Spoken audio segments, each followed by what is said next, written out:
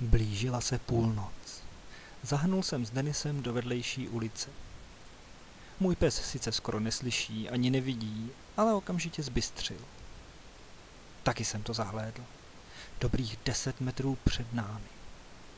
Denis se naježil a zdvihl ocas. Jeho víčka se přivřela. Napřímil se a začal se přibližovat v celé své hrozivé výšce. Tmu osvětlovanou pouličními lampami prořízlo temné vrčení. Nevěděl jsem, co dělat. Noční Praha, nikde nikdo. Nikoho byste se včas nedovolali, i kdybyste stačili vykřiknout.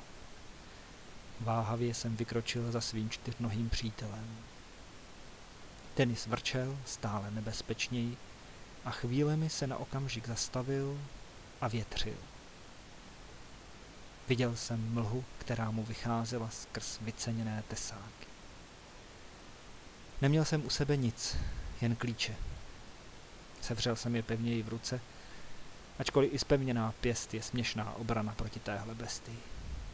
Stála tam a vůbec se nehýbala. Než nocí otřásl můj řev.